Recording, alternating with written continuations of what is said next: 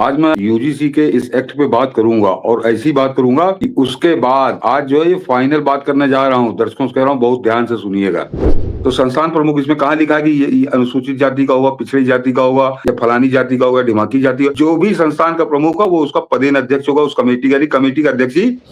अरे मूर्खों, SC/ST act में ब्राह्मण नहीं फंसे हैं, ज्यादातर ओबीसी के लोग फंसे हैं, नव सवर्ण फंसे हैं। ये कोई अपने मन से कोई सतीश मिश्रा के मन में जैसे उसने किस्सा सुना है उस तरह का किस्सा नहीं सुना रहा है। अगर भीड़ इकट्ठी करनी होती, हवा के साथ बहना होता, लहर के साथ बहना होता, तो कहानी इससे ज्यादा बेहतर सुनाते हम लोग।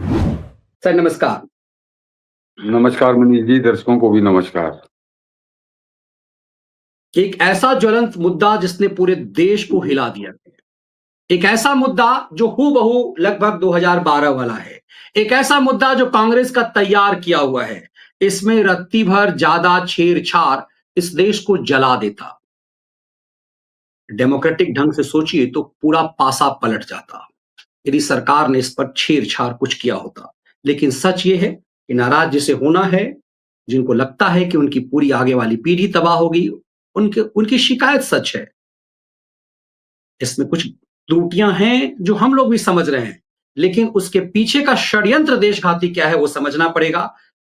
मैं अभी आपसे जुड़ने से पहले लिंक में कह रहा था कि कई ऐसे अधिकारी जो हैं उनने ये फोन करके कहा, उसमें RSN सिंह साहब भी एक हैं जो रेगुलर अपना शो देखते हैं, रॉ के काबिल अधिकारी रहे। उनने कहा कि आप अकेले हैं, आप दोनों जो इस मुद्दे पर राष्ट्र के साथ हैं, बिना किसी उन्माद के, बिना किसी उग्रता से, अपने व्यूअर्स के नाराज होने की चिंताओं से हट करके भी। अच्छी बात है, सिर्फ वही नहीं है, एक अपने व्यूअर्स हैं अमित जी, उन्होंने लिखा है, सर आप लोगों को जय श्री राम। मैंने आपको, आपका शो स्टार्टिंग से ही मैं देख रहा हूं, ये पिछले 6 साल से देख रहे हैं और आपके शो में मैंने देखा है कि आप सही को सही और गलत को गलत कहते हैं, पर कुछ राष्ट्रवादी चैनल भी आग में घी डालने का काम कर रहे हैं, व्यू बटोर रहे हैं, लाइक। अब छोड़िए इन सब चीजों को, लेकिन हम व्यक्तिगत रूप से किसी पे नहीं जा रहे। हमारा उद्देश्य राष्ट्रघाती इस साजिश को समझना है। तो कुछ व्यूअर्स समझ रहे हैं और मुझे पूरा भरोसा है इस शो के बाद 80% लोगों के का जो भ्रम है वो दूर हो जाएगा। यूजीसी का कैसा सच है सर जो अब सामने आ गया है? मैं मनीष जी, जो अभी जिनका आपने पहले कमेंट दिखाया उनका आभार कि ऐसे लोग हैं और ज्यादातर लोग ऐसे हैं। मगर जो लोग जिनकी समझ में नहीं आ रहा उनका दोष नहीं दूंगा मैं।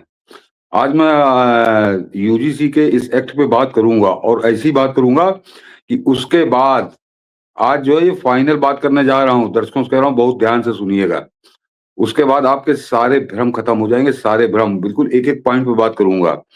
लेकिन ये भ्रमित क्यों हुए, ये आग क्यों लगी, कल मैंने थोड़ा सा जिक्र किया था। आज सबूत के साथ आया हूं और इसलिए आया हूं सबूत के साथ कि सबूत के साथ नंगा करूंगा कि कैसी साजिश चल रही है। सबूत के साथ नंगा करूंगा। और जरा सुनिए, जरा आप सुनिए, पहले 3-4 मिनट लूंगा, पहले सुनिए कि कैसे आग लगाई जा रही है इस देश में, कैसे आग इस देश में लगाई गई और कैसे आज भी लगाने का धंधा चालू है। जरा पहले मनीष जी एक एक करके सुनवाता हूँ, एक एक 1.5 मिनट के हैं, सुनिए।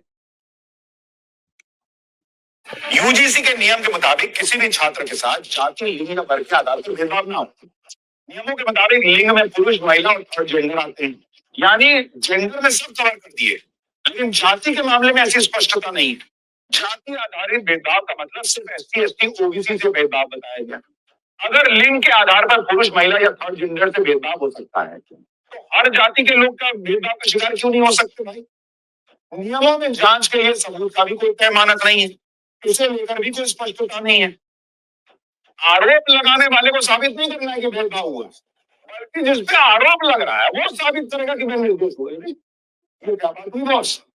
ये बात, आरोप अगर गलत साबित हुआ तो आरोप लगाने पर जुर्माने एक्शन का भी कोई प्रावधान नहीं है।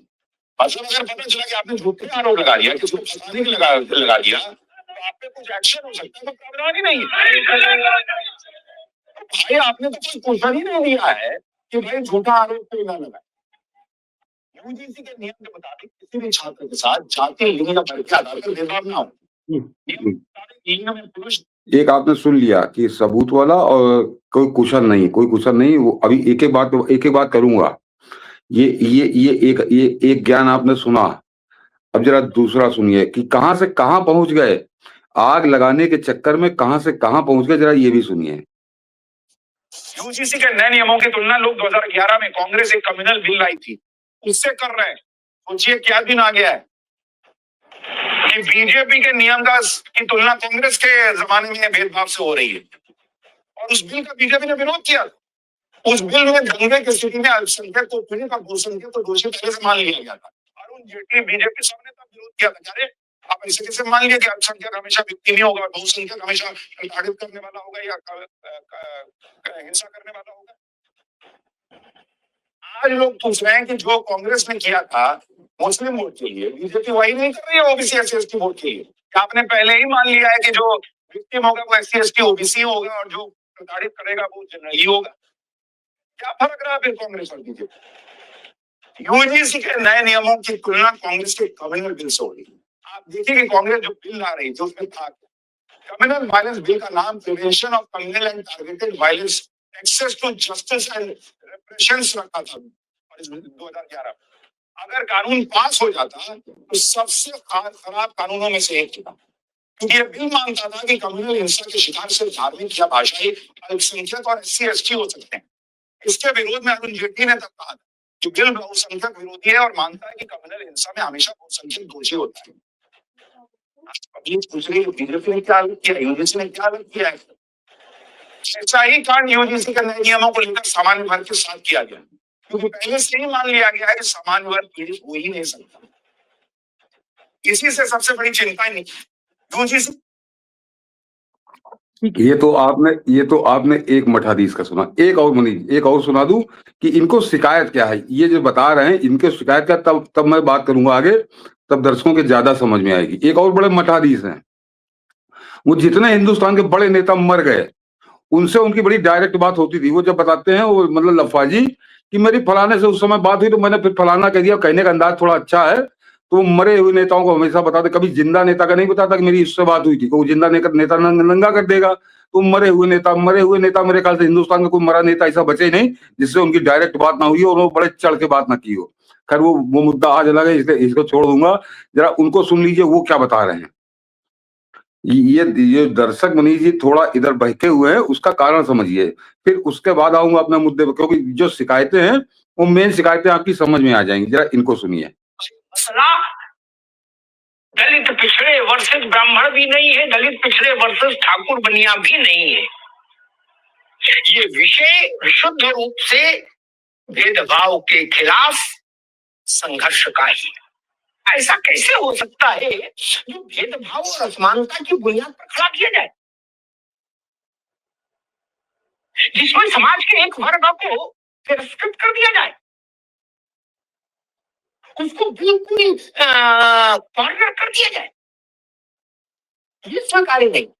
जो लोग इसको सवर्ण वर्सेस गैर सवर्ण की लड़ाई बता रहे हैं वो भी इस संघर्ष के साथ न्याय नहीं कर रहे, इसकी धारणा को ठीक ढंग से नहीं समझ पा रहे। मसला सवर्ण और गैर सवर्ण का है ही नहीं, विषय है कानून के तंबू तले, कानून की छतरी तले आखिर असमानता क्यों। सुन लिया होगा मैंने, ये बड़े मठाधीश जो टेलीविजन पे बैठ के सरासर सफेद झूठ फैला रहे हैं। अब मैं कह रहा हूँ सफेद झूठ फैला रहे हैं। मैंने इनके देखे, मैं देखता नहीं, लगे इधर 2-3 दिन मैंने लगातार देखे। इन्होंने आधा पौना घंटा अपना ज्ञान दिया है अपने कार्यक्रम में, लेकिन किसी ने आपको वो बिल नहीं दिखाया। वो जो यूजीसी एक्ट का बिल है जिसको इतना इन्होंने बताया, वो तो पहुंच गया आज से 15 साल पहले जब कांग्रेस वो कम्युनल बिल लाई थी, जिसमें बड़ा स्पष्ट लिखा था, वो हिंदू मुसलमान वाला, वो अभी मैं भटक जाऊंगा, तो आप सब लोग जानते हैं कितना जहरीला बिल था। उससे तुलना कर दी कि ये वैसा ही बिल है, ये वैसा ही बिल है। सोच लीजिए, ये पागल नहीं है, ये सीढ़ी नहीं है, ये मूर्ख नहीं है, ये जानबूझकर आपको इस तरह का झूठ फैला रहे हैं। और आप लोगों ने अगर देखा होगा तो याद करिए, मैं कहूंगा दर्शकों से जरा याद करिए कि इनमें से किसने अपने कार्यक्रम में आपको पूरा बिल दिखाया। उस बिल की लाइन पढ़ के बताई कि इसमें क्या लिखा है, जरा इसको तो देखिए कि कौवा कान ले गया, जानबूझ के दौड़ा रहे हैं आपको, कौवा कान ले गया। आज मैं पूरा बिल लेके आया हूँ। उसके जो 3 जो जिसपे आग मूत रहे हैं वो तो मैंने पन्ने अलग से डाले हैं, साथ में वीडियो के अंदर पड़ा है 8 पन्ने का जो पूरा यूजीसी का प्रावधान है, उसको जरा मनीष जी वीडियो चलाइए और मैं पढ़ता जाता हूँ। अब मैं पढ़ता जाता हूँ और उसके बाद आपको समझ में आएगा कि क्या खेल चल रहा है। मैं अपनी तरफ से कुछ कहूंगा ही नहीं। आज जरा गजट देखिए कि हिंदुस्तान की सरकार ने जो गजट निकाला है वो गजट क्या कह रहा है। ये गजट चल रहा है, मनीष छोड़ दिए तो चलता रहेगा। इसका जो पहला है संचित शीर्षक प्रविजेता और प्रारंभ। इन विनियमों का नाम विश्वविद्यालय अनुदान आयोग, ये तो नाम हम छोड़िए, ये भारत के सभी उच्च शिक्षा संस्थानों पर लागू होंगे, ये भी हो गया। वे भारत के सभी उच्च शिक्षा संस्थानों पर लागू होंगे, वे आधिकारिक राजपत्र में प्रकाशन की तिथि से प्रभावी होंगे, ये भी हो गया। उद्देश्य पे आ जाइए। धर्म, नस्ल, जाति, लिंग, जन्म स्थान या दिव्यांगता के आधार पर विशेष रूप से अनुसूचित जाति एवं अनुसूचित जनजाति, सामाजिक एवं शैक्षणिक रूप से पिछड़े वर्ग, आर्थिक रूप से कमजोर वर्ग, दिव्यांगजन अथवा इनमें से किसी के भी सदस्यों के विरुद्ध भेदभाव का उन्मूलन करना तथा उच्च शिक्षा संस्थानों के हितधारकों के मध्य पूर्ण समता एवं समावेशन को संवर्धन देना है, ये उद्देश्य है इसका। अब जो तीसरा है इस पर ये आते हूं। इन विनियमों में जब तक कि संदर्भ अथवा अपेक्षित ना हो, ये परिभाषाएं दी हैं ये तीसरे अंक की। अधिनियम का अर्थ विश्वविद्यालय अनुदान आयोग अधिनियम फलाना फलाना। पीड़ित व्यक्ति का अर्थ ऐसे व्यक्ति से है जिसके पास इन विनियमों के अंतर्गत शिकायतों से संबंधित या जुड़े मामलों से कोई शिकायत है, ये है। जाति आधारित भेदभाव का अर्थ अनुसूचित जातियों, अनुसूचित जनजातियों एवं अन्य पिछड़े वर्ग के सदस्यों के विरुद्ध केवल जाति या जनजाति के आधार पर भेदभाव है, ये तीसरा है। आयोग का अर्थ विश्वविद्यालय अनुदान आयोग अधिनियम 1958 के तहत विश्वविद्यालय अनुदान आयोग है, छोड़िए। और अब आइए आगे कि भेदभाव का अर्थ धर्म, नस्ल, जाति, लिंग, जन्म स्थान, दिव्यांगता या इनमें से किसी एक के आधार पर किसी भी हितधारक के विरुद्ध कोई भी अनुचित, भेदभावपूर्ण या पक्षपातपूर्ण व्यवहार या ऐसा कोई कार्य, चाहे वह स्पष्ट हो या अंतर्निहित हो, इसमें ऐसा कोई भी विभेद, बहिष्करण, प्रतिबंध या पक्षपात भी शामिल है जिसका उद्देश्य या प्रभाव शिक्षा में समान व्यवहार को निष्प्रभावी या अक्षम करता है और विशेष रूप से किसी भी हितधारक या हितधारकों के समूह पर ऐसी शर्तें लगाना है जो मानवीय गरिमा के प्रतिकूल हो। ये तो चलने दीजिए। अब जरा बताता हूं आपको जो नंबर 3 पे आता हूं, जो पहले वो पढ़ा है। नंबर 3 में क्या कह रहा है कि जाति आधारित भेदभाव का अर्थ अनुसूचित जातियों, अनुसूचित जनजातियों एवं अन्य पिछड़े वर्ग के सदस्यों के विरुद्ध केवल जाति या जनजाति के आधार पर भेदभाव है कि इनके साथ अगर हो तो है, लेकिन केवल इन्हीं के लिए नहीं है, ये केवल जाति के बारे में था तो इसलिए इसका जिक्र है। और उसके बाद जो दूसरी 5वां पॉइंट है कि भेदभाव का अर्थ धर्म का जाति से क्या लेना देना। भेदभाव का अर्थ धर्म, नस्ल, जाति, इसमें जाति अलग, इसी में है कि धर्म, नस्ल, जाति, लिंग का क्या भेदभाव, जाति से भेदभाव से लेना देना। जन्म स्थान, इससे क्या लेना देना जाति का। दिव्यांगता या इसमें से किसी भी एक प्रकार का, तो इसमें सब लोग नहीं शामिल है मनीष जी, मैं दर्शकों से पूछ रहा हूँ, इसमें सब लोग नहीं शामिल हैं, इसमें सब शामिल है। जहां पे धर्म स्थान, जन्म स्थान की बात आ रही है और उसी में जाति एक अंग है, तो ये किस आधार पे होगा ये समझ लीजिए। तो इसमें जब धर्म आ गया तो सब शामिल है, सब। लेकिन अभी इसके झूठ आपको बताता हूं। भेदभाव कर समता से अर्थ सभी वैध अधिकारियों के प्रयोग के संबंध में पात्रता एवं अवसर के मामले में सभी हितधारकों के लिए एक समान अवसर का क्षेत्र है। समता समिति का अर्थ उच्च शिक्षा संस्थानों के प्रमुख द्वारा गठित समिति है। समता हेल्पलाइन का अर्थ उच्च शिक्षा संस्थानों द्वारा स्थापित एवं संचालित एक हेल्पलाइन। अभी समिति पे आ रहा हूं।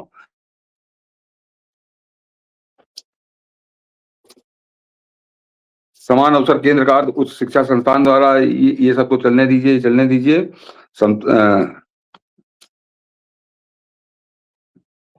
ये तो उनका वो है समान अवसर केंद्र। प्रत्येक, ये जो समिति पे है, ये समिति पे है, ये 4 नंबर पेज पे है। प्रत्येक उच्च शिक्षा संस्थान एक समान अवसर केंद्र स्थापित करेगा जिसका कार्य वंचित समूहों के लिए नीतियों एवं कार्यक्रमों के प्रभावी कार्यक्रम क्रियान्वयन पर नजर रखना, शैक्षणिक, वित्तीय, सामाजिक एवं अन्य मामलों में मार्गदर्शन एवं परामर्श प्रदान करना तथा परिवार में सामाजिक एवं सांस्कृतिक विविधता को प्रोत्साहित करना है। समान अवसर केंद्र में एक समता समिति होगी, जो कमेटी पे बहुत नंगनाच चल रहा है, उस रस पहले समझ लीजिए। समान अवसर केंद्र में एक समता समिति होगी, जिसका गठन संस्थान प्रमुख द्वारा केंद्र के कामकाज एवं प्रबंधन एवं भेदभाव संबंधी शिकायतों की जांच के लिए किया जाएगा। तो समता समिति का गठन इस प्रकार होगा, ये लिखा हुआ है, ये मैं अपने मन से नहीं बता रहा हूं। संस्थान प्रमुख पदेन अध्यक्ष होंगे। तो संस्थान प्रमुख इसमें कहाँ लिखा है कि ये अनुसूचित जाति का होगा, पिछड़ी जाति का होगा, या फलानी जाति का होगा, ढिमाकी जाति का, जो भी संस्थान का प्रमुख है वो उसका पदेन अध्यक्ष होगा, उस कमेटी का, कमेटी का अध्यक्ष ही जो उस पद पे होगा। उच्च शिक्षा संस्थान के 3 प्रोफेसर वरिष्ठ संकाय सदस्य के रूप में, फिर से पढ़ रहा हूं, जरा सुनिएगा कि उच्च शिक्षा संस्थान के 3 प्रोफेसर वरिष्ठ संकाय सदस्य और सदस्य के रूप में, कहीं नहीं लिखा है कि उनकी जाति क्या होगी, इसमें कहीं नहीं लिखा है, केवल ये लिखा है कि वो 3 प्रोफेसर होंगे। तीसरा आ जाइए, उच्च शिक्षा संस्थान का एक कर्मचारी शिक्षक के अतिरिक्त सदस्य के रूप में, कहीं नहीं लिखा है कि उसकी जाति क्या होगी। ये समझिए जरा खेल, कहीं नहीं लिखा है कि वो एक कर्मचारी होगा बस। और आगे आता हूं, इसमें जहां जाति का उल्लेख है। व्यावसायिक और जरा अभिमन्यु जी बड़ा गजब का है, व्यावसायिक अनुभव रखने वाले नागरिक समाज के 2 प्रतिनिधि सदस्य के रूप में, कहीं पे जाति का उल्लेख नहीं है। ये लगातार 4 कंडीशन मैंने बताई कमेटी की, किसी में भी किसी की जात का कोई उल्लेख नहीं है कि वो अगड़ा होगा, पिछड़ा होगा, शेड्यूल कास्ट का होगा, शेड्यूल ट्राइब का होगा, कहीं उल्लेख नहीं है। ये कमेटी बनेगी और ये लोग उसमें मेंबर होंगे, जात का उल्लेख नहीं है। ये गजट पढ़ रहा हूं मैं, भारत सरकार का, अपने घर का छपा कागज नहीं पढ़ रहा हूं। आ जाइए 5वां, समान अवसर केंद्र में ये और 2 छात्र प्रतिनिधि, जरा ये भी मनीष जी बड़ा गौर करने वाली बात है, जरा आंखें खुल जाएंगी आप लोगों की कि उस कमेटी में जो 5वां होगा, 2 छात्र प्रतिनिधि जिनका नामांकन शैक्षणिक योग्यता, खेलों में उत्कृष्टता, पाठ्यक्रम गतिविधियों में प्रदर्शन के आधार पर किया जाएगा, विशेष आमंत्रित के रूप में रहेंगे। कहीं जात का जहीं लिखा है कि फलानी जात का होगा, गौर करिए, कहीं जात का उल्लेख नहीं है उस कमेटी के इस गठन में। आएगा, अभी बताता हूं कहां आएगा। ये मैंने 5 कंडीशन तो कमेटी की पढ़ दी, अध्यक्ष से लेकर 5वें नंबर तक, कि जो 2 छात्र भी होंगे, उनके खेल का प्रदर्शन, उनकी शिक्षा का प्रदर्शन हो, कैसा हो उनका व्यवहार है, उस पे उनका होगा, जात का कोई उल्लेख नहीं है। आइए 6ठे नंबर पे, समान अवसर केंद्र का समन्वयक पदेन सदस्य सचिव के रूप में कार्य करेगा, इसमें भी कहीं कोई जात का उल्लेख नहीं है।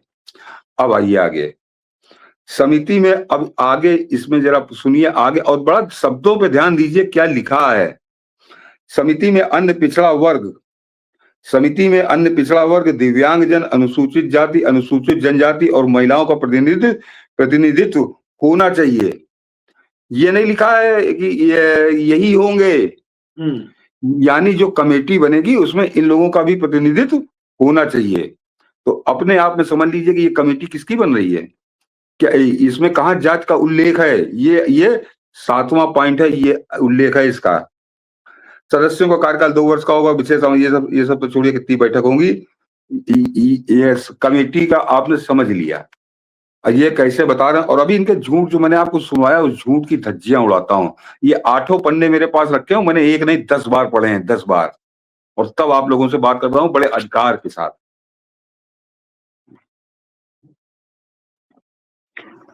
प्रत्येक उच्च शिक्षा संस्थान निगरानी रखने तथा परीक्षा में किसी भी भेदभाव को रोकने के लिए आवश्यक समझेगा प्रतिनिधित्व के साथ एक छोटी सी गठित करेगा, जिससे समता समूह निरीक्षण करेंगे। समता समूह अपना प्रतिवेदन समान अवसर केंद्र के समन्वयक को प्रस्तुत करेंगे। इसमें पूरा मैं 8 पन्ने पढ़ूंगा, बड़ा टाइम लग जाएगा। मैंने इसीलिए वो वीडियो डाल दिया, उसमें 8 पन्ने हैं, जिसको जाके पढ़ना हो पढ़ ले, और बाकी 3 तो मैंने वैसे डाले हैं। 8 पेज का ये गजट है। और अब आता हूं उस झूठ पे जिसने आग लगाने में काम किया है। क्या कह रहे थे वो सज्जन जिनका मैंने आपको वीडियो सुनवाया, कि इसमें कहीं सबूत जो है, जो आरोप लगाएगा उसको नहीं देना पड़ेगा, जिस पे आरोप लगेगा सफाई वो देगा। इन 8 पन्नों के अंदर, ये 8 पन्ने मेरे हाथ में हैं, और वो फिल्म बहुत निकलेगा मेरे मुंह से, ये गजट जो है, ये 8 पन्ने का गजट मेरे हाथ में है। मैं दर्शकों से कहूंगा कि इसमें एक लाइन ऐसी नहीं लिखी है कि तुमको सबूत नहीं देना पड़ेगा, और जो जिसपे आरोप लगेगा उसको सबूत, उसको अपनी सफाई स्वयं देनी पड़ेगी। कहीं नहीं लिखा है, कहीं नहीं लिखा है। मामला जब आगे बढ़ जाएगा तो पुलिस के पास चला जाएगा, तो फिर बात, ये कमेटी की तो बात ही खत्म। ये आपसे सफेद झूठ बोला जा रहा है कि आपको उसको कोई सबूत नहीं देना पड़ेगा। कहाँ इस पूरे गजट में जो पूरा इसका प्रावधान है, इसमें एक शब्द नहीं लिखा है कि तुमको कोई सबूत नहीं देना, बस तुमने कह दिया और मान लिया गया। ये कहीं नहीं लिखा है। इसमें आगे मैं आपको बताता हूं कि किस तरह से 3 जगह पे वो चेक होगा। कमेटी तो आपने समझ सुन ली कि किसकी कमेटी बनेगी, और उसके बाद वो 3 जगह चेक होगा, उसको छाना जाएगा कि क्या है, और उसके बाद वो आगे रिफर होगा, फिर आगे रिफर होगा, 3 जगह रिफर होगा। तीसरी जगह नहीं समझ में आएगा तब वो कहेगा पुलिस अब इसकी जांच करे, तो सारा कुछ हाथ से निकल जाएगा। लेकिन आपको क्या बताया जा रहा है, ये तो अंधा कानून है, आप जिसको कह देंगे वो फंस जाएगा बेचारा, वो अपना सबूत देते घूमेगा। तो ये पूरी कहानी अपने मन से गढ़ी गई है, मन से गढ़ी गई है। जरा सोचिए आप। और मैं इसीलिए कह रहा हूं, मेरा वो वीडियो पड़ा है, इसको आप जो चाहे जाके देख सकता है। और 3 तो मैंने वो पन्ने आपको दिए हैं। उसके अलावा इन्होंने क्या झूठ बोला, सफेद झूठ, जिसका कोई सिर पैर नहीं है। और बताता हूं नहीं,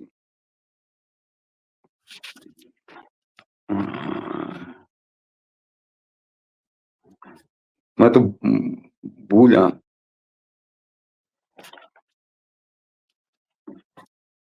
मुझे, मैं अब जरा रोक के सुनाऊंगा ताकि मेरे उससे निकल जाता है दिमाग से। सुन लीजिए। यूजीसी के नियम के मुताबिक किसी भी छात्र के साथ जाति, लिंग या वर्ग के आधार पर भेदभाव ना हो। नियमों के मुताबिक लिंग में पुरुष, महिला और थर्ड जेंडर आते हैं, यानी जेंडर में सब कवर कर दिए। लेकिन जाति के मामले में ऐसी पहले तो समझ लीजिए, जेंडर में सब कवर कर दिए, धर्म में सब कवर कर दिए, और महिला तो आधी आबादी है इस देश की, महिला में सब कवर हो गए, तो सब कवर हो गए, तो रोना किसका रो रहे हो? जो तुम बता रहे हो कि सवर्णों को बिल्कुल काले सागर में फेंक दिया गया, अब मैं इन्हीं के हिसाब से आगे बढ़ रहा हूँ। तो आप समझ लीजिए, पहला झूठ तो अपने ही उसमें सफाई को जो है सफाई में पकड़े गए। आगे चलते हैं।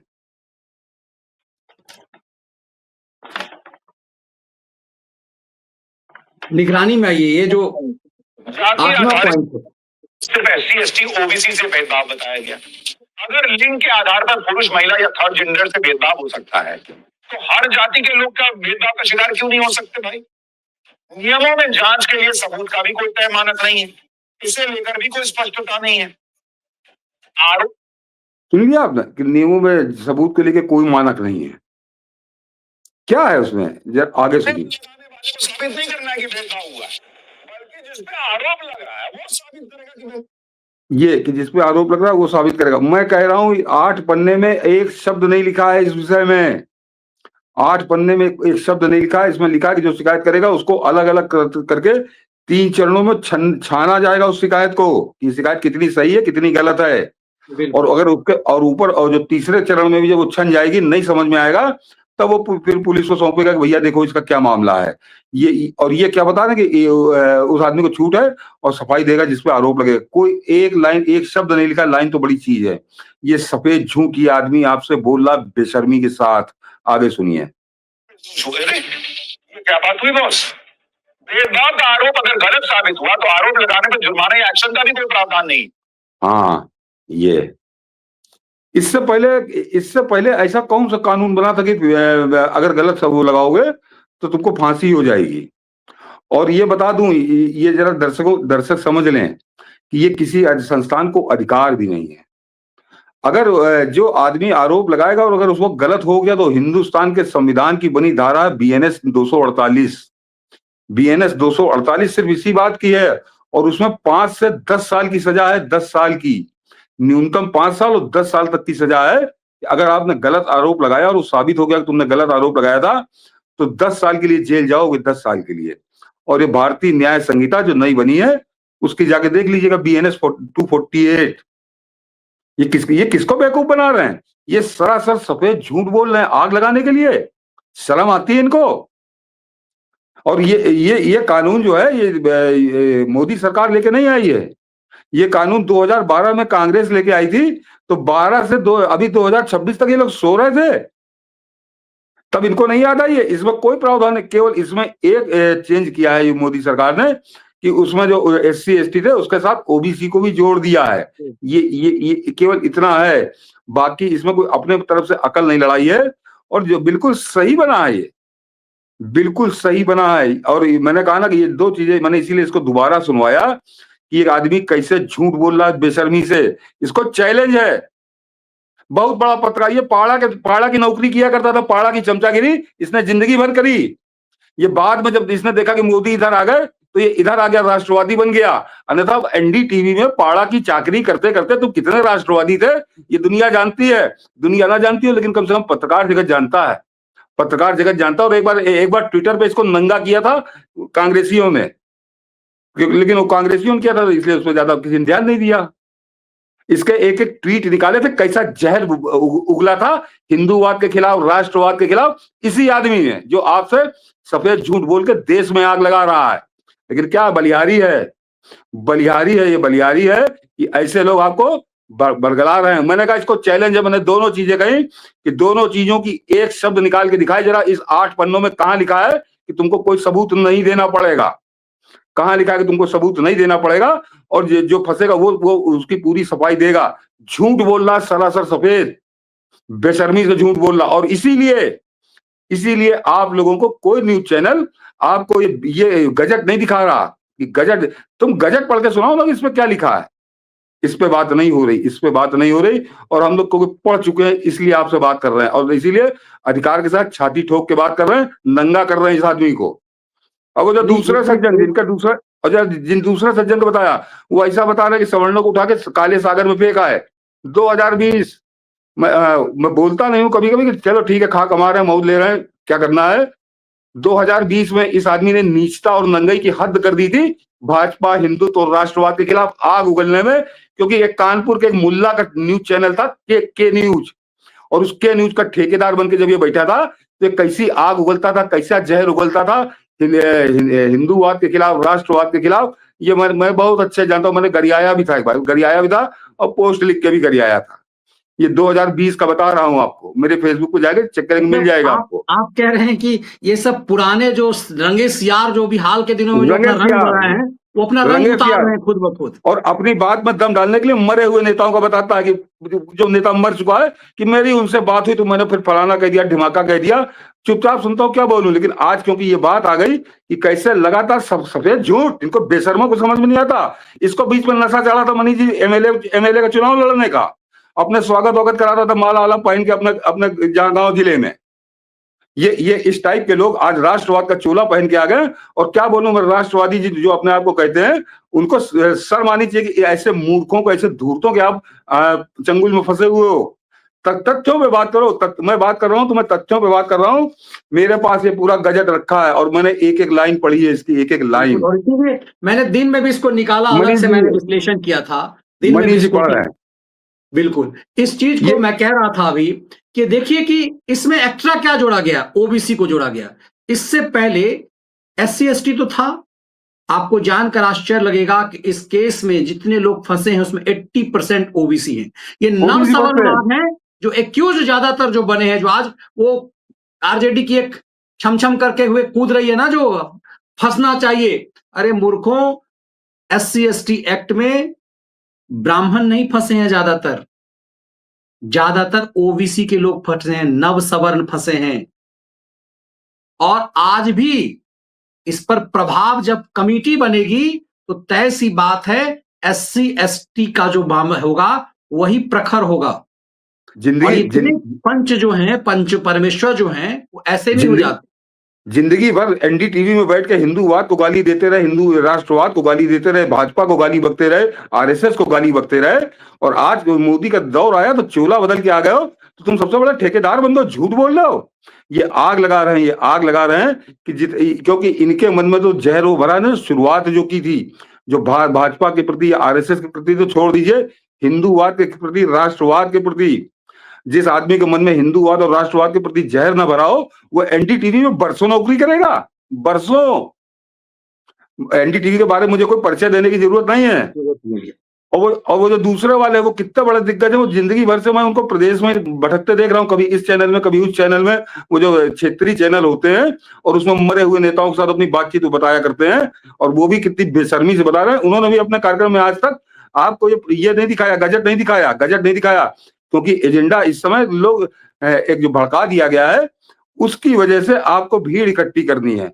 भीड़ हम लोग भी इकट्ठी कर सकते थे, मनीष ठाकुर भी इकट्ठी कर सकते थे, हम भी गाली बकने लगते, लेकिन हम जानते कि हम झूठ बोल रहे हैं, अपनी आत्मा पे बोझ लेके गाली बकते कि क्या कर रहे हैं हम, कि सच क्या है और हम बता क्या रहे हैं।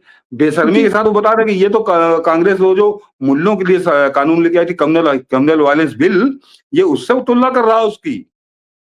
तो ये जो एनडीटीवी का जहर पाया था, ये उसको निकाल रहा है। लेकिन अब स्थापित लोग हैं, इनके पास अवसर है, क्या करूं मैं, लेकिन अपने जहां पे है, जहां तक क्षमता है वहां तक आवाज निकालेंगे।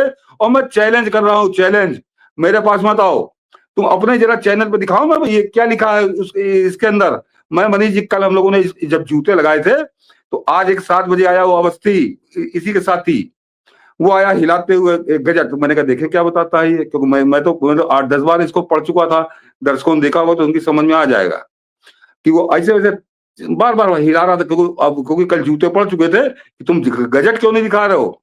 तो ये गजट ये, और लेकिन वो दिखाता रहा कि पब्लिक क्या कह रही है, साधु संत क्या कह रहे हैं, फलाना क्या कह रहा है। उस अफसर ने, उसने 20-25 मिनट तक भाषण दिया, लेकिन उसने इस गजट की एक लाइन पढ़ के नहीं सुनाई। मेरे ख्याल से जितने दर्शक देख रहे होंगे, उनको, जिन्होंने देखा होगा 2-1 लोगों ने, उनको याद आ जाएगा।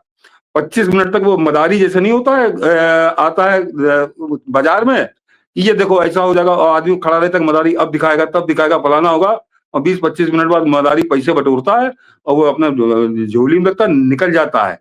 25 मिनट तक उन पंडित जी ने वो गजट पढ़ के नहीं सुनाया। क्यों? कि अगर गजट पढ़ के सुना देते तो पूरा चैनल नंगा हो जाता, पूरा चैनल नंगा हो जाता कि तुम पिछले 1 हफ्ते से झूठ बोल रहे हो।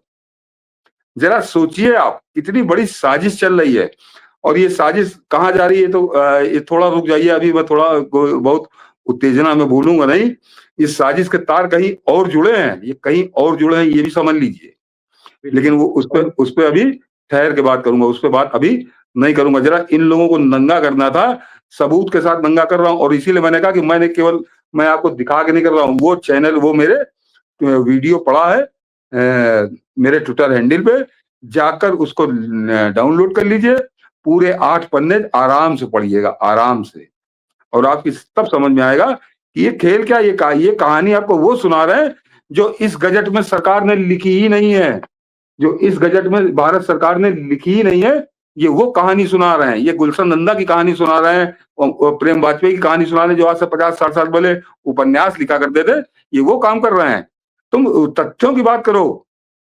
और अब आता हूं मनीष जरा इस पे, कि जब उसमें लिख दिया कि वो जात के आधार पर, कि इन लोगों के साथ जात के आधार पर भेदभाव इन्हीं के साथ होता है, लेकिन धर्म, नस्ल, लिंग, महिला, पुरुष, ये कौन लोग हैं, ये कौन लोग हैं, ये शिकायत कहां करेंगे। और ये कहां लिखा है उसमें, दर्शक ये भी ये कहां लिखा है कि आप SC ST के खिलाफ शिकायत नहीं कर सकते, ये पिछड़े वर्ग के खिलाफ शिकायत नहीं कर सकते। मनीष जी ने बताया अभी आपको कि 80% शिकायतें SC ST की पिछड़े वर्ग के खिलाफ है, OBC के खिलाफ। ये जो पुराना रिकॉर्ड है अभी पिछले 4-5 साल का। तो जो पीड़ित होगा, केवल उनके लिए जाति का उल्लेख कर दिया कि इनके लिए जाति के आधार पर होगा, लेकिन धर्म, नस्ल, लिंग, जन्म स्थान, ये किसके लिए है फिर? ये सवर्णों के लिए नहीं तो किसके लिए है ये? तो इस तरह से आपको बरगला रहे हैं। ये बताएं कि जाति के तो OBC हो गए, SC ST हो गए, ये धर्म के आधार पर कौन प्रताड़ित हो रहा है? महिला कौन प्रताड़ित हो रही है? जन्म स्थान के आधार पर कौन प्रताड़ित हो रहा है? लिंग के आधार पर कौन प्रताड़ित हो रहा है? ये जनरल कैटेगरी नहीं है, ये जनरल कैटेगरी नहीं है। लेकिन क्योंकि आपको भड़काना है, आग लगानी है, अब ये इनको माल कहां से मिला है, ये क्यों इतनी बेशर्मी से आपसे साफ सफेद झूठ बोल रहे हैं, ये इनसे पूछिए, ये बताएंगे। और मैंने इनकी सबकी बैकग्राउंड आपको बताई, जानता बहुत कुछ हूं, चुपचाप रहता हूं, बोलता नहीं हूं, चलो चल रही दुकानें चलने दो। लेकिन आज जब ये बिल्कुल सीधे टकराव पे आ गए, देश में आग लगाने पे उतारू हो गए, तो इनको नंगा करना जरूरी था। मुझको 35 साल हो गए, मैं एक-एक की कहानी बहुत अच्छे से जानता हूँ। मैंने कहा ना कि वो जो महाशय वो मुल्ला के न्यूज़ चैनल पे बैठ के कैसा आग उगलते थे, भाजपा, आरएसएस, हिंदूवाद, राष्ट्रवाद, कि आप सुन लेते तो आपके रोंगटे खड़े हो जाते। आजकल वो फिर राष्ट्रवादी हैं, बहुत राष्ट्रवादी हैं। और एक और बता दूं, एक वो राजस्थान का है रिटायर्ड आईएएस, उस आदमी को केवल इतना याद दिलाए दे रहा हूँ, सुनता है तो उसको याद आ जाएगी कि मेरे लखनऊ में एक वकील है डॉक्टर रिजवान अहमद, उससे थोड़ी सी इन्होंने बहके थे ये, तो रिजवान अहमद ने घर तक दौड़ाया था, घर तक। और उसके बाद से इतना दहशत में है कि उस रिजवान अहमद का नाम नहीं लेते, सोते में भी नाम नहीं लेते। और उसने नंगा किया था लगातार 3 एपिसोड बना के, और कहा था तुमको अदालत में खींच के नंगा करूंगा। तो उसके बाद मैंने कहा ना 4-5 साल हो गए, तब से वो आईएएस महोदय को रिजवान अहमद रा नाम लेने में घबराहट होती है। और उसके साथ एक और था वो बौना, उसको भी नंगा किया था। और कोई जिन्होंने रिजवान अहमद को सुना होगा वो जानते होंगे, कोई रहम नहीं करते, वो रहम नहीं करते। इतनी बुरी तरह से नंगा किया था कि मतलब क्या बोलूं आपसे। और उसके बाद मैं जान गया था कि कितनी ताकत है, कितने राष्ट्रवादी हो, कितने हिम्मती हो, कितने साहसी हो, ये बहुत अच्छे से मैं जान गया था। और उसके बाद से 5 साल नाम नहीं लिया उस रिजवान अहमद का। बिल्कुल वो आदमी आज भी हंटर अपना चला। रिजवान अहमद को आप कभी कभी न्यूज चैनलों पे भी देखते होंगे, तो वो आदमी खरी बात बोलता है। तो ये वो लोग हैं कि ये किस सेटिंग से उसको केवल एक ही थी कि मुझको कोई शायद एमएलसी बना देगा, कोई मुझे राज्यसभा भेज देगा। भाजपा ने थूका नहीं। आग ये है जो कह नहीं पा रहे। तो अब कहां से कहां गए, कहीं की ईंट कहीं का रोड़ा, भानुमति ने कुंभा जोड़ा, इस तरह की बातें बनाकर कहां से कहां कर रहा है। और मैं तो बार बार आज तो मैं बात अपनी तरफ से कुछ कर ही नहीं रहा हूं, मैं बार बार आपको ये गजट दिखा रहा हूं और इसका पूरा पड़ा है। और इसीलिए मैंने अपने ट्विटर हैंडल पे डाल दिया है। और वो जो बाकी जो छुटभैये हैं, जो इनके मैं क्या बोलूं कि दुम पकड़ के लटके रहते, कि अंडकोश पकड़ के लटके रहते, भगवान जाने। ये वो उनका तो काम है कि फलाना कह रहा है, चलो हम भी ये कहना शुरू कर दें। ये कहते हो हम लोग ना हवा में बहते हैं, अपनी हवा स्वयं बनाते हैं, चाहे थोड़ी सी हो, क्योंकि वो सच पे आधारित होती है, गप व झूठ पे नहीं बात करते। और मैं अभी हम लोग ये बात खत्म करें, इससे पहले मेरा पुनः चैलेंज है, और उनके जाके जरा उनको चैलेंज करिए कि जरा हमको दिखाओ कहाँ लिखा है जो तुम बता रहे हो कि ये गप बता रहे हो, कहाँ लिखा है गजट में। जरा भारत सरकार का गजट दिखाओ। और मैंने कहा जिनके पास गजट ना हो तो जाके मेरे ट्विटर हैंडल पे जाके वो वीडियो आप रख लीजिए, 8 पेज बड़े आराम से 4 मिनट में आप पढ़ लेंगे। बिल्कुल। देखिए, मैं चूंकि आप जब बोल रहे थे तो ये शो में मैं कमेंट्स कई बार देख रहा होता हूं। मैं जानता हूं कि सब इतने प्रभावित हो गए हैं, और 2 दिनों से मैं जानता हूं कि पहली बार बड़े पैमाने पर नेगेटिव कमेंट्स आते हैं। फिर भी हमने जो सच बोलना है वो बोलना है। ऐसा नहीं कि इसमें बिल्कुल सब कुछ क्लियरली बहुत अच्छा है। आईपीसी में भी आपके बहुत सारे कानून गलत हैं, लेकिन हम जला देंगे, हम आग लगा देंगे, आप लगा देंगे। आप 5% हैं तो 95% भी अपनी जाति में आकर आग लगा देगा। मनीष जी, अमित का अभी व्हाट्सएप में मैसेज आया, व्हाट्सएप पे मैसेज आया है, और क्या लिख रहा है वो? मुझे इन्हीं महाशय का, यही महाशय का नाम मैं जानबूझ के नहीं ले रहा हूँ, थोड़ी इज्जत बची रहे। बाकी नाम लेने की जरूरत नहीं है, क्योंकि अब देखिए हम लोग कुछ लोग लिख रहे हैं पर्टिकुलरली सतीश जी किसी पर व्यक्तिगत नहीं आरोप लगा रहे हैं। कुछ लोग लिख रहे हैं ये व्यक्तिगत मामला नहीं है, क्योंकि कुछ लोगों ने आप लोगों को गुमराह कर दिया है। नहीं, आप उनसे प्रभावित होकर कैसा कर रहे हैं। नहीं मनीष जी, अभी आया अमित श्रीवास्तव का मैसेज है, और वो क्या लिख रहा है, नाम मत लीजिएगा, मगर अमित ने मुझे भी मैसेज किया। मैं अमित का नाम ले रहा हूँ। अमित श्रीवास्तव का मैसेज है कि वो कह रहा है कि जब मैंने इनको तर्क देने शुरू किए तो ये व्हाट्सएप पर मुझे ब्लॉक कर दिया।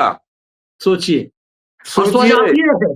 अमित का स्वजातीय है वो, स्वजातीय है, क्योंकि ट्यूशन पढ़ी है, वहीं जन्मे हैं, वहीं पले बड़े हैं। वो एनडीटीवी रवीश कुमार के टट्टे चाट के बारे में बताऊं कि अमित भैया जी कहीं में अमित का जो है अपना एक वो है, और उसका वन लाइनर अमित का बहुत लाजवाब होता है। हाँ, बहुत तेज तर्रार, मुझे उसमें बहुत सारे क्वालिटी नजर आते हैं। इसका मतलब अमित अभी देख रहे हैं ना, तभी तो नहीं, अमित रेगुलर इस शो को रेगुलर देखते हैं। उसने लिखा है इसको तो मुझे ब्लॉक कर दिया उसने। तो उसकी चर्चा अमित जी सतीश जी कर रहे हैं, उसने ब्लॉक कर दिया। कितने साहसी हैं, कितने साहसी, क्योंकि गोरख धंधा चल रहा है। जाति का मामला है तो जिसने ब्लॉक किया वो अमित का स्वजातीय है। अब ये भी समझ लीजिए। अमित ये भी श्रीवास्तव समझ का स्वजातीय है। हाँ, तो इसलिए मैं अभी जिक्र इसलिए कर रहा था। अच्छा, तो क्या अमित ने मैं अभी जो फोन भी कर जो रहा था। नहीं मनीष जी, जो दर्शक कह रहे हैं कि मैं व्यक्तिगत मैंने नाम ही नहीं लिया, और आज तक नहीं लिया था। आज तक ये 4-5 साल से मैं मनीष जी के यहाँ आ रहा हूँ, और इन सबकी दुकानें चल रही हैं बहुत आराम से, मैं कभी नहीं बोलता। आज जब और अगर देश के बोलने पर आपको नहीं समझ में आता, तो व्यक्तिगत नहीं, चाहे नितांत व्यक्तिगत लड़ाई हो, लड़ूंगा और आखिर दम तक लड़ूंगा। मैं अगर मेरे व्यक्तिगत कुछ होता, तो मैं 4-5 साल का समय था, 4-5 साल का समय कभी नहीं बोला, कभी देखता ही नहीं इनकी तरफ, क्योंकि मैं इनकी असलियत जानता हूँ। तमाशा है, डमरू बज रहा है, डमरू चल रहे हैं, लोग देख रहे हैं, देखने दीजिए, क्या फर्क पड़ता है। लेकिन जब तुम आओगे किसी मुद्दे पे, तो फिर तथ्यों पे बात होगी। जैसे अमित ने कहा, उसने भेजा तो ब्लॉक करके भाग गए, क्यों? कि झूठ बोल रहे हो, सच कहां से बोलोगे? और अमित से कब तक भागेंगे ये? अमित जुझारू हैं, जुझारू राष्ट्रवादी हैं। और जब मैं कई बार अमित से वन लाइनर, मैं कहता हूं कि कुछ वन लाइनर भेजा करो भैया जी, कहीं जैसे प्रोग्राम में उसके जो कंटेंट होते हैं उसके कारण मुझे लगता है कि उस प्रोग्राम में को एक रंग चढ़ता है। अभी मैं चूंकि इसलिए चर्चा कर रहा हूं क्योंकि मैं कमेंट्स बहुतों का देख रहा था। कितने प्रभावित हैं मनीष जी, आप लोगों से सहमत नहीं हूं, 5 साल से सुन रहा हूं, 6 साल से सुन रहा हूं। आपके सहमत होने ना सहमत होने से हम नहीं, आप मुझसे मत सहमत हो। जो गजट में लिखा उससे भी सहमत नहीं, तो फिर तुम काहे सहमत हो? हवा में, अफवाह में, गप में, झूठ में सहमत हो? ये बताओ। ये अभी जो कुछ पढ़ के बताया, ये जो है गजट में लिखा है, गजट में। ये कोई अपने मन से, कोई सतीश मिश्रा के मन में जैसे उसने किस्सा सुना है, उस तरह का किस्सा नहीं सुना रहे। अगर भीड़ इकट्ठी करनी होती, हवा के साथ बहना होता, लहर के साथ बहना होता, तो कहानी इससे ज्यादा बेहतर सुनाते हम लोग। कहानी नहीं सुना रहे, जो गजट में लिखा है वो बात कर रहे हैं आपसे। और अगर गजट में लिखी बात से सहमत नहीं हो, तो वो कहानी तो फिर हम लोग नहीं सुना सकते, वो कहानी हम लोग नहीं सुना सकते। और मैंने इसीलिए कहा कि मेरे ट्विटर पे पड़ा है, जाके चेक कर लो। और वैसे जाओ तो यूजीसी की वेबसाइट पे भी मिल जाएगा। ये खेल है पूरा। नहीं, एक और चीज स्पष्ट आप जान लीजिए कि कहते हैं ना, भावनाओं में बहने से नहीं होता। ये सब कुछ वही है जो 2013 में था।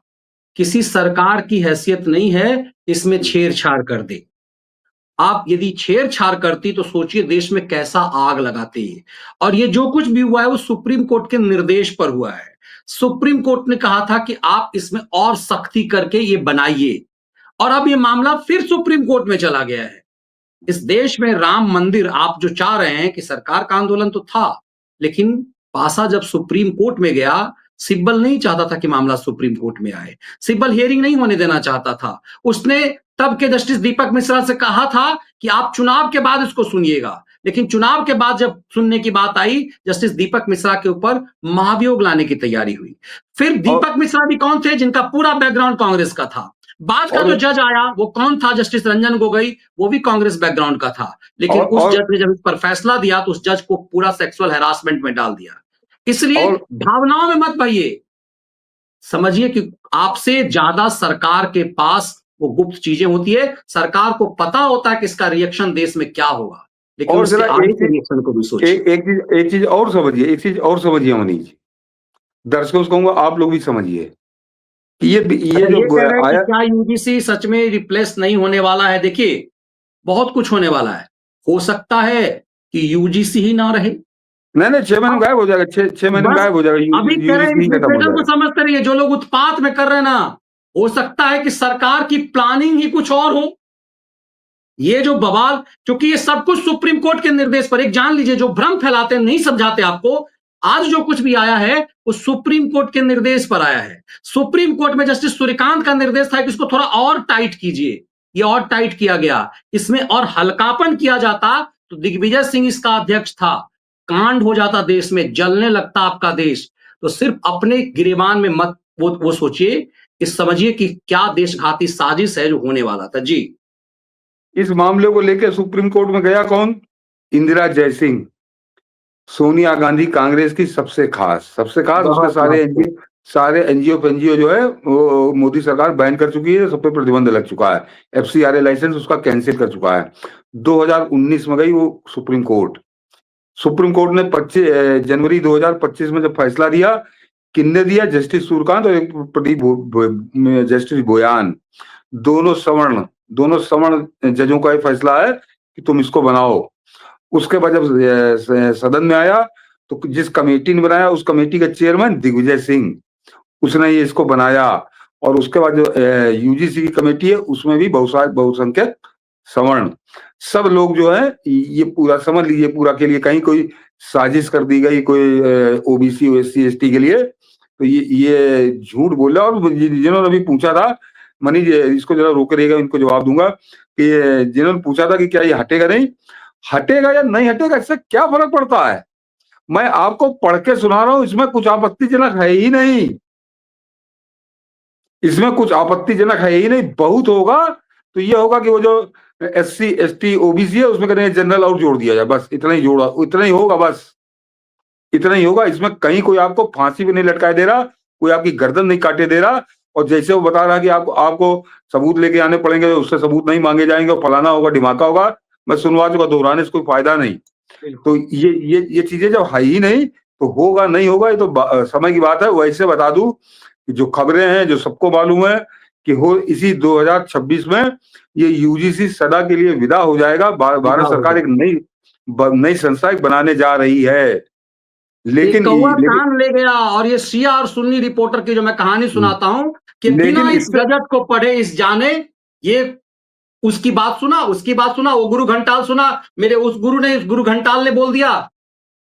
और इससे मैं तो कह रहा हूँ ना, किसी की ना मानिए, मेरी भी ना मानिए, मनीष जी की भी ना मानिए, थोड़ा सा जाके केवल पढ़ लीजिए गजट। 8 पन्ने का गजट है, कोई बहुत लंबा चौड़ा तो है नहीं, पढ़ लीजिए। और हिंदी अंग्रेजी दोनों में है, हिंदी अंग्रेजी दोनों में, तो जिसको अंग्रेजी में सुविधा हो अंग्रेजी में पढ़ ले, हिंदी में तो। और इसीलिए आज तो मनीष जी में दंग रह गया, क्योंकि कल मैंने बहुत जोर से कहा था कि इस आदमी ने गजट नहीं दिखाया, तो आज वो 7 बजे आ गया गजट हिलाता हुआ जैसे मदारी डमरू बजाता है।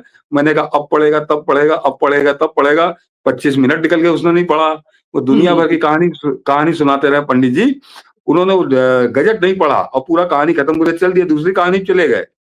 क्यों नहीं पढ़ा गजट? खाली डमरू हिला रहे थे, इसीलिए नहीं पढ़ा, क्योंकि इसमें जो लिखा है वो बिल्कुल उल्टी कहानी आपको सुना रहे हैं, उल्टी कहानी आपको सुना रहे हैं। और मेरा तो सार्वजनिक रूप से पढ़ा, मैं कहता हूँ जरा पढ़ लीजिए इसको जाके। लेकिन क्या बोला जाए, चल रहा है।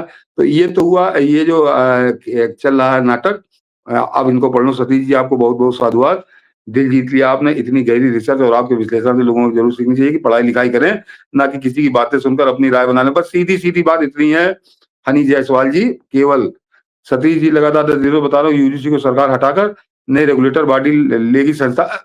मैं आलोक वर्मा जी, मैं इस बात की बात है, ये तो मैंने पहले दिन कहा था कि ये भविष्य की बात है। ये तय है कि 2026 में एक नई बॉडी आने जा रही है, उसके अलग नियम कानून होंगे। लेकिन अभी जो ये आग लगाने की कोशिश हो रही है, लड़ाई इस पे है। बिल्कुल। और इसीलिए अजय दरबारी जी नमस्कार। बिल्कुल, चलिए देखिए, पढ़े लिखे लोग जो हैं, दरबारी जी एयरफोर्स में बड़े अधिकारी रहे हैं। जैसे मैंने कहा, रॉ के पूर्व जो अधिकारी हैं कर्नल साहब, कर्नल, उन्होंने लगातार 2 बार किया कि पहले लगातार आप लोगों ने। और अब भी जो लोग कमेंट कर रहे हो मनीष जी, डैमेज कंट्रोल कैसे हो पाएगा? सर कोई डैमेज कंट्रोल नहीं है, ये कोई डैमेज कंट्रोल नहीं है। अब धीरे धीरे आपको समझ में आएगा कि दांव क्या है। नहीं मनीष जी, ये बहुत बढ़िया पूछा इन्होंने। दीपू एयर ये नाम आ रहा है इनका, दीपू राय जी मेरे ख्याल से इनको, हाँ ऐसा कुछ लगता है, लिखते हैं। हाँ, मैं उच्चारण से नहीं कर पा रहा हूँ। ये डैमेज कंट्रोल बिल्कुल नहीं हो पाएगा, क्योंकि डैमेज तो है ही नहीं। ये तो जानबूझकर ये आपके पैर में कुल्हाड़ी मारी जा रही है। ये अगर कोई सच होता तो होता कि डैमेज कंट्रोल कैसे होगा, तब तो हम इसको डैमेज कंट्रोल की बात करते। ये कुल्हाड़ी मारी जा रही है आपको जबरदस्ती, आपकी गर्दन पे मारी जा रही है, पैर पे भी नहीं मारी जा रही है। और कैसे झूठ मैंने आपको बताया, और इसीलिए मैं बार बार कह रहा हूं कि केवल एक बार उसको पढ़ तो लीजिए। ये पढ़ाई लिखाई मतलब ही नहीं, न्यूज चैनल के खिलंदर नहीं, एनडीटीवी की पैदाइश, एनडीटीवी की पैदाइश। और वो मुल्ला के पैर दो पी रहा था के न्यूज में। वो आजकल ऐसा प्रचंड राष्ट्रवादी है, क्या पता लोग बौराए हुए हैं। तो मैं आज तक मैं नहीं बोलता था, आज बोलना पड़ रहा है, क्योंकि झूठ ने मुझको मजबूर कर दिया। अन्यथा तुम अपनी दुकान चला रहे थे, चलाते रहो, हम लोग कभी किसी के विषय में बात नहीं करते। आज इस तो मुद्दे पे बात आई और ये लगा आज भी ये महंगाई। आज भी नहीं कर रहे, नाम किसी का नहीं लिया गया। हाँ, उद्देश्य सिर्फ ये है कि चूंकि इन लोगों से आप प्रभावित हो जाते हैं और इसीलिए हमें लगता है, हम लोगों को लगा कि एक बड़ी जनमानस को, चूंकि आप ही तो नैरेटिव काटेंगे, ताकत तो देश के आप और हम मिलकर के ही हैं। यदि हम और आप गुमराह हो जाएंगे, उन देशघाती साजिश का शिकार हो जाएंगे। सोचिए ना कि एक अभी मुक्तेश्वर आनंद आया, तो वो लोग जो कहते थे कुंभ फालतू है, जो राम मंदिर कभी नहीं गए, जो भगवा द्रोही थे, जो वंदे मातरम पार्लियामेंट में कैंपस में कह दिया वंदे मातरम नहीं गाएंगे, वो वंदे मातरम गाने लगा। क्या हो नहीं गया नहीं एक? नहीं नहीं मनीष जी, अब हाँ आपने अच्छी याद दिला दी। वो भी आ जाएगी, वो भी उसकी भी छाती फटी जा रही है यूजीसी के बिल को लेके। पीसीएस बताते हैं कि वो 16वीं रैंक में आया था और यूपी बोर्ड का टॉपर यूपी बोर्ड का, तो नहीं 16वीं रैंक किसके समय में आया था? जो अखिलेश यादव की सरकार थी। और कैसे टॉपर उसमें आते थे, क्या माल चलता था, वो कोई कहने की जरूरत नहीं है। लेकिन उसको छोड़िए, उसने नहीं पढ़ा इसको। जो एक पीसीएस अधिकारी, उसने इस गजट को पढ़े बिना उसने मान लिया कि सब सारे सवर्ण फांसी चढ़ा दिए जा रहे हैं, वो इस्तीफा देने पर वादा हो गया। जरा उसके इस्तीफे की कहानी भी समझिए। अभी 2 महीने पहले तौकीर रजा वहां पकड़ा गया है। तौकीर रजा के मदद करने वालों की जांच चल रही है और वहां कम से कम आधा दर्जन से 1 दर्जन वहां पे गेस्ट हाउस और इमारतें जो थी वो ध्वस्त की गई। वो आलीशान गेस्ट हाउस मैरिज हॉल, क्या ये आके बताएंगे सिटी मजिस्ट्रेट साहब कि वो जो गिरा दिए गए मैरिज हॉल बरेली के अंदर, इनके सिटी मजिस्ट्रेट रहते हुए, उसमें कोई हिस्सेदारी इनकी किसी प्रकार की नहीं थी? ये बताएंगे ये अभी जरा जांच होने दीजिए। इसीलिए योगी बाबा ने इसको रोक लिया है, क्योंकि आग बहुत ज्यादा लगी हुई थी, आग बहुत ज्यादा लगी हुई थी। इस आदमी के दोनों निर्णय जरा सोचिए। जो ये कैसे बहती गंगा में हाथ धो रहा है, अब इसको समझ में आया कि कोई बचूंगा नहीं, जांच में निपट जाऊंगा, तो इसने ये रास्ता अपना। ये किस आदमी का? वो अभी मुक्तेश्वरानंद, जो बद्रिकाश्रम का चोर, जो बद्रिकाश्रम में बिना घुसपैठिए की तरह घुसा है, सुप्रीम कोर्ट की रोक के बावजूद वहां घुसा हुआ है। कहां से ला रहा पैसे? वो बद्रिकाश्रम जिसको साधु समाज गाली दे रहा, जिसको प्रयाग की जनता गाली दे रही, जिसको आज से 3 साल पहले सुप्रीम कोर्ट नकार चुका, उस बद्रिकाश्रम का दीवाना वो पीसीएस बरेली वाला। आपको समझ में नहीं आ रहा खेल पूरा क्या है? ये आदमी, इसने गजट नहीं पढ़ा उत्तर भारत सरकार का। उसके बाद टाइमिंग देखिए, अमित ने एक और मैसेज किया है, बहुत मुझे सचमुच याद दिलाया। मैंने दिन में वैसे चर्चा किया इस विश्लेषण को अलग से, मैंने अभी मुक्तेश्वर आनंद और अचित्यानंद वाला जो विश्लेषण मैंने किया है उसे जरूर देखिएगा, जो जिन्हें पद्म विभूषण मिला। अमित ने लिखा है कि आज भारत के साथ सबसे बड़े व्यापार समझौते पर साइन करने वाला था, उसी दिन चुना यूजीसी एक्ट का विरोध करने का संयोग या प्रयोग। सही बात है, ये बहुत जरूरी है भैया, इसको जरूर लीजिए। तो कुछ लोग इसीलिए कह रहे हैं कि देखिए टाइमिंग क्या है। अब मुझे लगता है कि बहुत कुछ हो गया, आपको बहुत समझ में आया कि कैसे ऐसे फ्रॉड अधिकारी इस बहती गंगा में हाथ धो रहे हैं। मैं बता रहा हूँ वो उसको भी बड़ा हीरो बना रहे हैं। उसको सारे चैनल दिन भर में कम से कम 20 बार दिखा रहे हैं, और जरा ये पता नहीं कर रहे कि तौकीर रजा के साथ उसके क्या संबंध है, कोई कनेक्शन है क्या? कोई कनेक्शन है क्या? ये जो इनके रिपोर्टर जो हैं, ये जो उड़ती चिड़िया के पर गिना करते हैं, ये अभी तक ये पता नहीं कर पाए। और जरा सोचिए कि अभी मुक्तेश्वरानंद जैसा फ्रॉड, जाली आदमी, नकली आदमी, सुप्रीम कोर्ट द्वारा लात मार के भगाया गया आदमी, उस आदमी का दीवाना है वो उस आदमी का दीवाना है। और बनी ये एक बड़ी वैसी बात बोल दूं, जो बार बार दिखा रहा है, और ये चैनल बार बार उसको दिखा रहे हैं कि ब्राह्मण की शिखा पकड़ के उसको मारा, बटुक को मारा, ब्राह्मण की शिखा पकड़ के बटुक को मारा। और इस बात में इतनी छाती फट गई पंडित जी की, जो बरेली वाले एसडीएम है, कि उन्होंने इस्तीफा दे दिया नौकरी से। पंडित जी, नौकरी तुम तब भी करते थे, याद दिलाऊंगा। यहाँ पे तो वो जिसको मारा पुलिस ने, वो पुलिस वाले का कॉलर पकड़ के गुलात घूंसे बरसा रहा था पुलिस वाले को, तो पुलिस वाले ने उसको मारा, उसकी चोटी पकड़ के। ये पंडित जी, जब तुम नौकरी करते थे, जिसका बड़े गुलामी कर रहे हो, जिसके सारे समाजवादी पार्टी के नेता तुमसे मिलने आ रहे हैं, उस समाजवादी पार्टी की सरकार में जब कृष्णानंद राय विधायक भाजपा का मारा गया था, तो मुख्तार अंसारी अपने गुर्गे से बता रहा था कि चुटैया काट ली कि नहीं। तो वो मुन्ना बजरंगी उधर से जवाब देता कि चुटैया काट ली। तो वो अपने गुर्गे से बताता कि मार दिया और चुटैया काट ली। तब तुम्हारी छाती कहाँ गई थी पंडित जी? तब तुम्हारा वो सनातन धर्म कहाँ गया था? समाजवादी पार्टी की सरकार थी।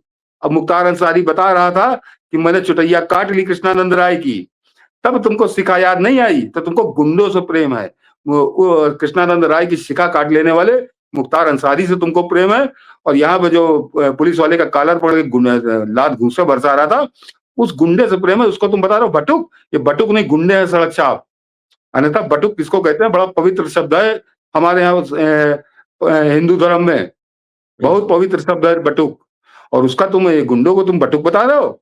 तो ये सोच लीजिए कितना मक्कार, कितना धूर्त, कितना झूठा ये पीसीएस अफसर है। और उसको ये न्यूज चैनल हीरो बना रहे हैं, हीरो कि जैसे उसने कोई बड़ा त्याग कर दिया। अभी इसकी जांच होने दीजिए, और ये 2027 में समाजवादी पार्टी की साइकिल पे बैठ के चुनाव लड़ता नजर आएगा, क्योंकि इसको समझ में आ गया कि यहाँ पे तौकीर रजा कनेक्शन इसमें बहुत भारी पड़ने वाला है, बहुत भारी पड़ने वाला है, बहुत भारी। कनेक्शन इसको पता है कि तौकीर रजा कांड में अगली गिरफ्तारी हो सकती थी, इसीलिए खेल के ये भागा है यहाँ पे। कि षड्यंत्र के पीछे कहते हैं ना, खबरों के पीछे की खबर समझिए, कौवा कान ले गया उस पे मत जाइए।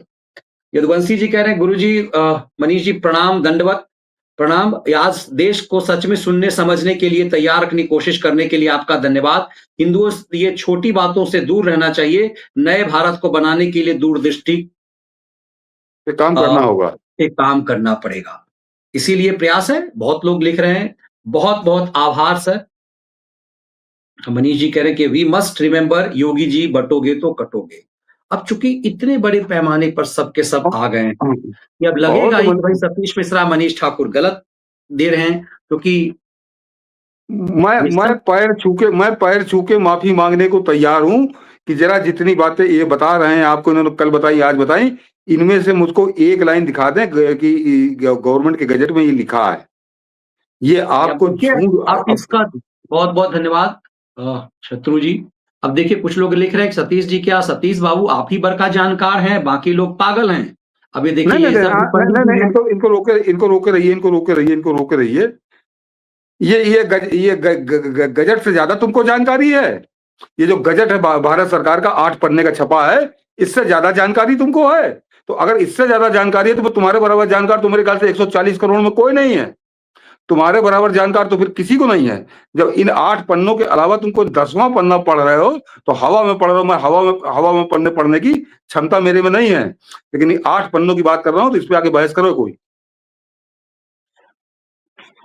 बिल्कुल, और इसीलिए कह रहे वो लोग। चलिए कुछ समझ चीजों को, मुझे लगता है कि कुछ हद तक हम लोग जो प्रयास कर रहे हैं, धीरे धीरे लोग इस चीज को समझ पाएंगे कि एजेंडा है सनातनियों को डिवाइड करो और राज करो का। आपका एनालिसिस बहुत अच्छा है।